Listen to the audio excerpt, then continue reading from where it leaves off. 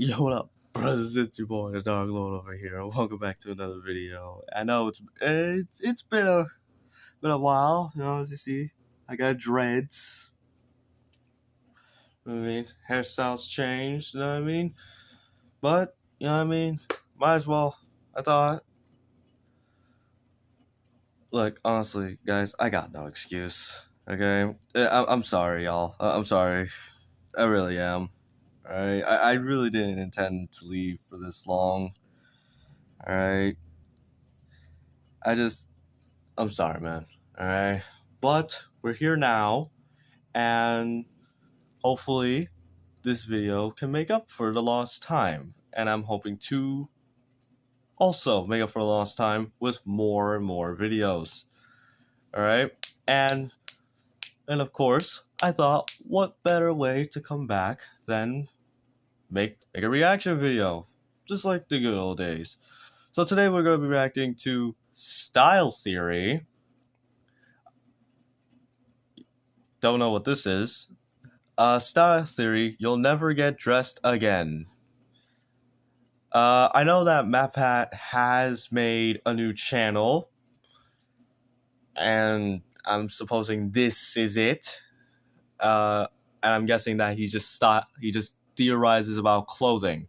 I don't know how that's gonna be possible, but I guess we're gonna be here today. So if you like what you see here, be sure to leave a like, comment down below what video you want me to react to next, or just say hi. That could work too. Or hey, even tell me how I can be better. Alright?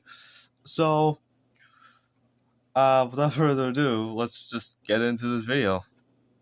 What if I told you that within the next decade, you could be spray painting on your clothes every morning instead of, getting dressed the boring old-fashioned way? Would you think I was crazy? Well, get ready, because by the end of this episode, you might get yourself a glimpse into the future of your closet, and it's gonna have itself a lot of spray cans.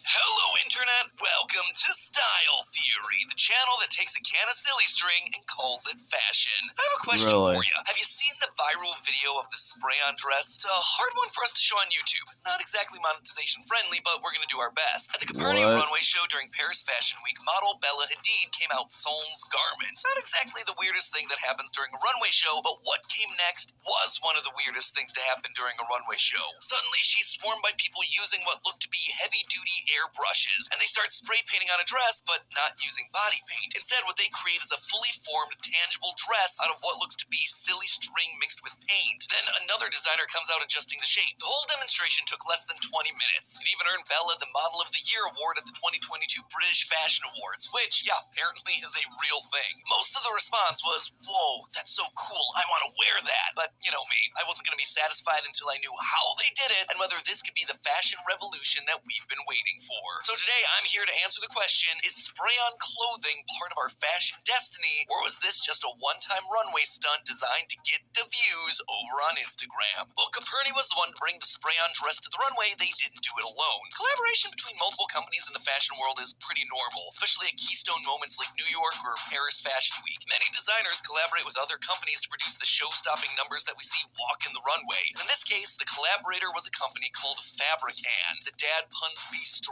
with this one, and MatPat approves. This cheeky quote-unquote fabric maker... Okay, so this is very interesting. Is it bad that I want this? Dude, this would make life so much easier. Can you just imagine? Like, oh, it's cold outside. Fucking sweatsuit, just all ready to go. Oh my god, this is perfect for me. Because I am lazy as shit. I want this. Oh my god, I hope I can get to do this in the future. Oh lord. was founded by a Spanish fashion designer named Manel Torres, aka the Chemist Tailor. Which, can I just say, such a cool nickname. It's kind of like Heisenberg, but wearing something much better than tighty whities and chinos. He came up with the idea of being able to spray on your clothes while attending the Royal College of Art in London after he saw someone using a can of silly string, or as he likes to call it, ribbon spray. And it made him rethink the entire idea of how fabric could actually work. You see, the fabric we wear every day, from your shirt to your socks, is usually made by weaving strands of different materials together and interlacing them in a grid pattern to create a solid sheet of fabric. Making cloth like this is a whole fascinating process that I won't be getting into today, but through the magic of physics, the interlocking design of regular fabric allows it to be sturdy enough to hold its shape while remaining flexible enough to wear and move in. How then do you produce woven fabric in a can? You don't. You reinvent the process using science. I suspect that we're at the top of a deep, deep fabric in a can iceberg, and in order to reach the bottom, I need to dive deeper and uncover all of Fabrican's dark, dirty secrets. And boy, did I find the mother lode. Theorists, allow me to introduce you to the patent for Fabrican. For those of you who've never known the joys of reading patents, consider yourself lucky. They are boring. A snooze fest, but they do contain a lot of information that we need to figure out how this spray-on dress actually works. Since patents are made to help people own the rights to their specific designs and to keep people from copying their homework, so to speak, it needs to contain all the minute details about the thing being patented, from how it works, how it can be used, and how it differs from anything else out there on the market, which is perfect for us. So, let's get to reading.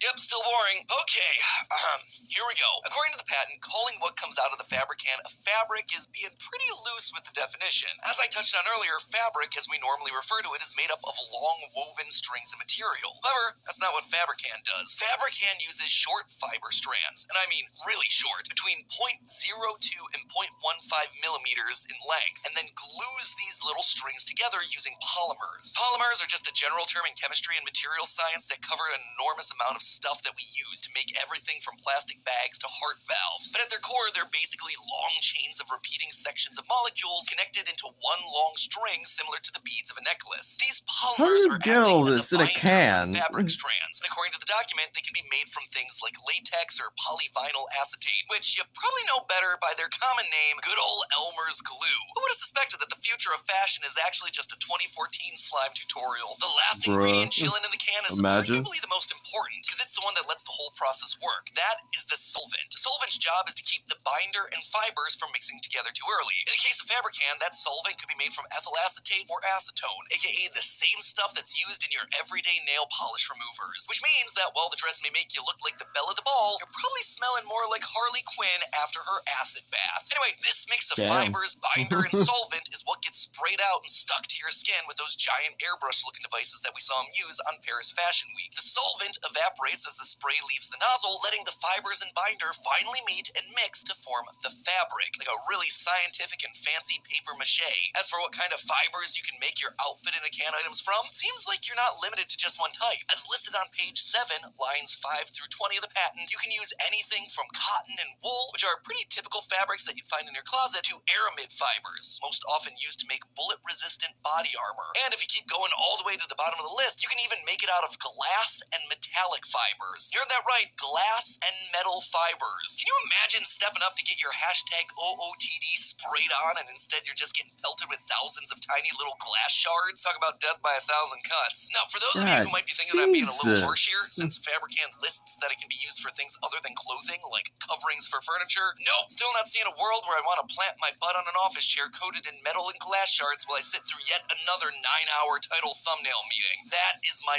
literal nightmare. All joking aside, though, they're not wrong about the personal versatility of hell. Fabrican. It is It's either that or limitless. FNAF. Torres designed Fabrican to be a tool for his fashion dreams. Anything you can imagine. Actually, I have seen that he has been making his final FNAF timeline. Apparently, it's like a bit of like a series. There's 3 episodes of it. So if y'all want me to react to that, be sure to leave a like and comment that down below. that uses some sort of fabric-like substance could simply be sprayed on. Aside from clothes and seat covers, Fabricant claims that it can be used to make consumer products like sponges and towels, automotive interiors, art, even potentially used to clean up oil spills. Yeah, right? Not too shabby. To do that, all you have to do is just follow their diagrams, which are giving off some serious IKEA vibes, until you've even extended the use of Fabricant to include the medical field. According to Fabricant, you can create medical patches, bandages, casts, and masks that are just sprayed directly onto the patient, making them custom fitted. One of the main characteristics of being able to have a liquid fabric contained on an aerosol is that makes this material totally sterilized. And it doesn't even stop there. Another big element, you can add nanotechnology, even drugs, medicines, to be able to have an instant patch, as example, a nicotine patch. So mix stuff with the fabrics and binder and boom, you can have a new way of delivering medications to patients with just the spray of a can. On paper, this stuff is basically a one-stop shop for all your fabric needs. But the flexibility of the fabric usage here isn't the only selling feature. Dude, this thing is revolutionary. Fabricant also aims to turn the tide on This shit is sustainability. revolutionary. I need this. It's immediately clear how it would be so much better to have the ability to make clothing in the exact size and shape of the wearer instead of mass-producing huge numbers of pieces, only to hope that they manage to fit the majority of consumers out there trying to buy it. There also seems to be relatively little waste of cloth in this demonstration, which played directly into the sustainability buzzword that's been looming over the fashion industry over recent years. In a world where people are throwing out an estimated 92 million tons of textile waste every year, a fabric that wastes less material, that could be a game changer. Shout out to Sam Reich. On top of also not using as much material to create a garment in the first place, another massive selling feature of Fabricant is that it can actually be reused. Yeah, as in melted down and resprayed again. Fabricant states on their official website that the goal is to, quote, provide industry with production processes that reduce environmental impact, since it primarily uses fibers recycled from discarded clothes and other fabrics. Each Fabricant item can be worn and washed just like a normal garment. Yeah, I was surprised by that one. And once you've tired of your runway dress or your custom pair of spray-on Junko jeans, you can then break it back down into its base parts of fibers and binders, add the solvent back in, and spray the same material time after time after time, creating completely new items. Kind of like a reusable 3D printing method. It can be removed, washed, and reworn, or, if you prefer, just dissolve it and start over. I mean, this sounds like the most Dissolve it? revolutionary material in history, right? So why is it just in a Dissolve it? Wait. So can I just put that shit in like water and it just dissolves?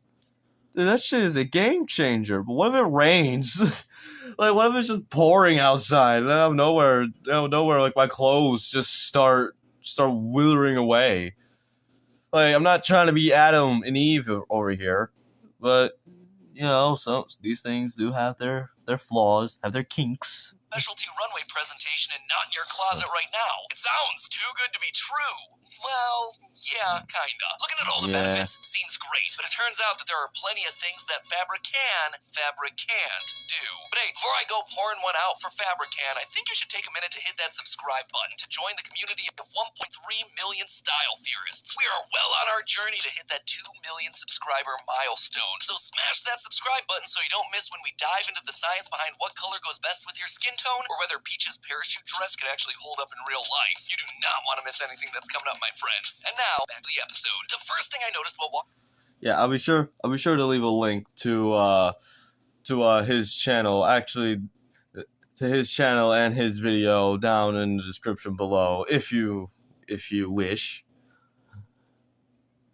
Watching the initial video from Paris Fashion Week was that the dress was quite form-fitting, and while Miss Hadid looked comfortable, not everyone is as bodycon positive. Some of us prefer a little bit more room in our personal style, a little more flow. So I wanted to know what other styles Fabricant could actually do, and it turns out it's a lot of the same thing. Dresses, much like what we saw on the runway, or skin-tight shirts. Not quite the versatility that we were promised. Then again, I can probably forgive this one because Fabricant suggests they can make different sizes and shapes using robot arms and molds to apply the fabric. But now let's look at the application. It took 2 artists around 10 minutes to apply just one dress, and another person to come in and make the alterations. While the final product truly stunning, it was still just a dress with no zippers or buttons, no real layers, no cutouts or embellishments other than a head hole, and no laces, fringes, or anything else with actual style. Just a covering for the old bod. As we see here from the 2010 Science and Style Show, you can make some pretty wild shapes using Fabricant. They require essentially sculpting out each shape individually. The pieces don't exactly come out feeling organic or natural. As an everyday person who's not the craftiest, see also my craft challenges on GT Live, I'm not going to be able to make something like this. So the only way that Fabricant works for me is if there's also a designer slash architect slash paper mache champion also in the can. Otherwise, I'm just going to wind up as a first grade art project. And all of this is without mentioning one of the biggest considerations here, the actual durability of the fabric, which seems questionable at best currently. In this image from the same fashion show, you can see that Bella Hadid's dress has already started to tear in the corner after she's done something extreme. You know, she walked. And this doesn't bode too well for any uses of Fabricant other than experimental fashion. Could you imagine spray-on sportswear, kids' clothes, even basic clothing for dancing? Anything that requires any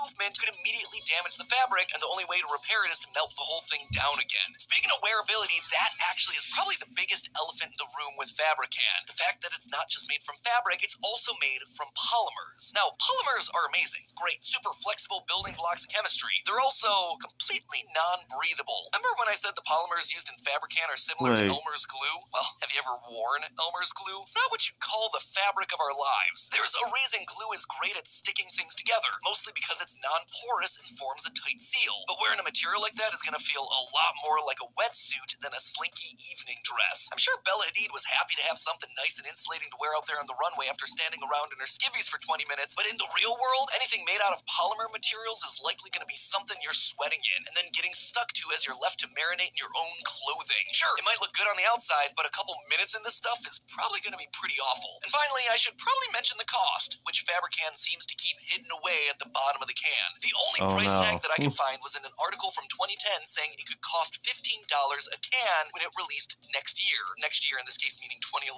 But there's no indication of how many cans are needed to make a single garment. Is this a one-can-fits-all situation? I don't think so. There were two at least half-gallon jugs of Fabricant sitting on the cart next to the model in the runway show, and they sprayed for almost 20 minutes straight, leaving me to believe that this was a pretty serious commitment in terms of materials. Given that there are no benchmarks out there in the space, guessing that price is not a selling feature that they want you thinking about just yet. So I'm going to assume it's not an accessible price point for consumers outside of Paris Fashion Week. Does all of this mean that Fabricant is a lost cause? No, not at all. I'm not here to crush Fabricant's dreams of changing the world. I'm just here to put the viral marketing through a real-world lens and remind everyone on the internet that if it looks like something impossible is happening in a video that you saw online, then something impossible is probably happening in that video that you saw online. Even though Fabricant has been kicking around for over 2 decades, it's still very new when compared to the tens of thousands of years that we've been using things like cotton and wool to make fabric. And the patent itself even admits that rigorous testing has to go in to find the correct binder and solvent for every type of fiber. They also have to do more experimentation to nail down the right ratio of the different ingredients that'll produce a usable form of clothing. Like all attempts to overhaul a centuries-old industry, it's gonna take time. And hey, if Fabricant would like to send me to the Streamies this year in a suit made of wool and glue, I am here for it. Just give me a few months heads up so I can try to work towards something closer to Bella Hadid's figure. I'm looking more like Bella Hadad at the moment. But hey, that's just a theory. A style theory. Keep looking sharp. And hey, if the science of fabric tickles your fancy, click the box on the left to find out what the Hulk's pants would really have to be made of. Or click the box on the right to find out if you can actually be allergic to color. As always, my friends, I will... Okay, well, that was a very interesting video. I did not ever think I'd be able to see or be able to think I could ever wear clothes from a can. That's something I never thought would be possible. But excellent video from MatPat as always. Always, you know, his videos are always very well done, no matter what he does. They're always edited really well. Him and his team, they do a really good job. But since this video's done, this video's now done too. If you like what you see here again, please be sure to comment, like, and subscribe if you want to see more. More videos are definitely coming. I'm not going anywhere anytime soon. I'm again, I'm very, very sorry for the long wait. It's been like almost 11 months now, and I'm really sorry. But I'm back. I have more videos on the way. All right, and I'm also thinking of rebranding in a sense. Like a different name. So if you have any name suggestions for me, all right, comment that down in the comments below. But until then, for now, I will stick with the name Dark Lord for now. Oh, unless y'all want me to change the name. And remember, if you're tired or you're bored, there's nothing to do. Just come and watch me, and I'll entertain you. See you later, my dark and evil warriors.